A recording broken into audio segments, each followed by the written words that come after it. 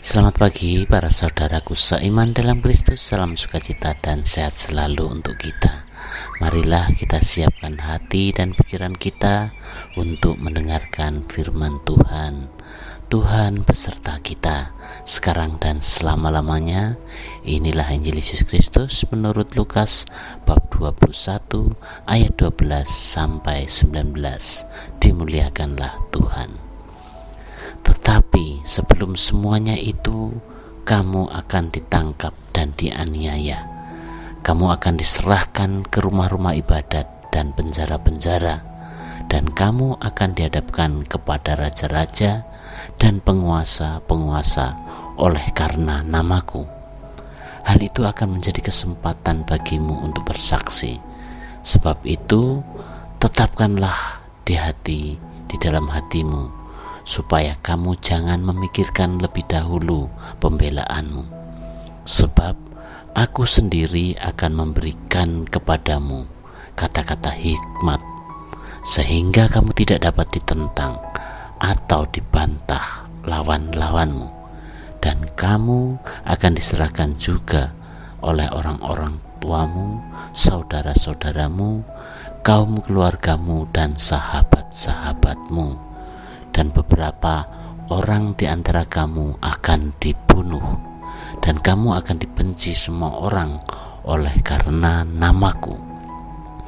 Tetapi tidak sehelai pun dari rambut kepalamu akan hilang. Kalau kamu tetap bertahan, kamu akan memperoleh hidupmu. Demikianlah sabda Tuhan. Terpujilah Kristus. Selamat pagi para sahabatku, sahabat suara hati, rekan muda, para pendengar dimanapun Anda berada.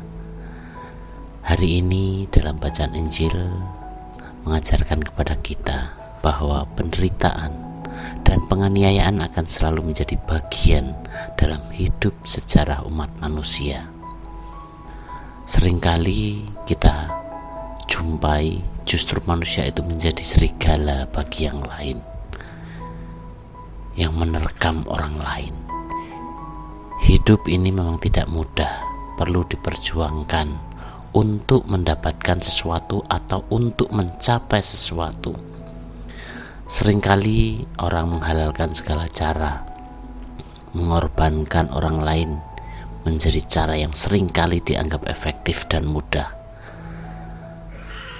Hampir selalu ada yang menjadi korban dalam banyak peristiwa hidup. Demikian juga dalam dinamika kehidupan beriman. Banyak tantangan dan hambatan yang seringkali dihadapi umat beragama ketika hendak mengungkapkan imannya. Ritual-ritual tertentu seringkali dianggap aneh dan tidak benar karena tidak biasa melihatnya, atau gagal memahami ritual agama lain. Sementara setiap agama mempunyai pengungkapan iman yang berbeda-beda, mempunyai ritus yang berbeda. Jika tidak ada pemakluman yang cukup, ungkapan iman agama lain selalu menjadi sumber pertentangan dalam kehidupan ini. Para sahabatku, sahabat suara hati, rekan muda, dan para pendengar dimanapun Anda berada, sebagai seorang Kristiani, kita punya identitas tersendiri. Seringkali menjadi persoalan di tengah masyarakat yang mayoritas beragama lain. Seringkali mereka menunjukkan diri sebagai seorang Kristiani dengan cara tertentu, diabaikan sehingga diperlakukan diskriminatif, disingkirkan, direndahkan, dimarginalkan. Bahkan untuk berbuat baik kepada orang lain pun akan segera dicurigai dengan tujuan kristianisasi, Kristen. Pengakuan akan nama Yesus menjadi konsekuensi yang tidak mudah. Berhadapan dengan kesaksian iman ini, kita tidak usah takut. Ingat bahwa Yesus selalu memberikan jaminan untuk setia menyertai, membela, dan meneguhkan kesaksian hidup dan iman akan nama Tuhan. Ia sendiri telah mengalami konsekuensi dari kesaksiannya tentang cinta Allah Bapa sehingga ia rela wafat di kayu salib. Para sahabatku, sahabat suara hati, rekan muda dan para pendengar dimanapun Anda berada, hari ini Yesus mengingatkan kepada kita semua sebagai seorang Kristiani untuk waspada dan siap sedia apabila datang waktunya kita mengalami hambatan iman. Hambatan iman itu pasti akan selalu ada dan akan tetap ada usaha-usaha untuk melemahkan kita sebagai orang beriman. Tantangan dan hambatan masih mungkin kita hindari atau hadapi.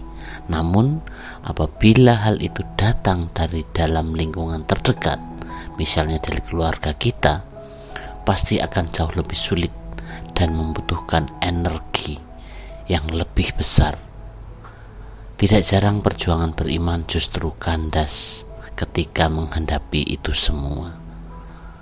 Namun ingat bahwa sejak awal Yesus sudah mengingatkan kita bagaimana kita menghadapi itu semua.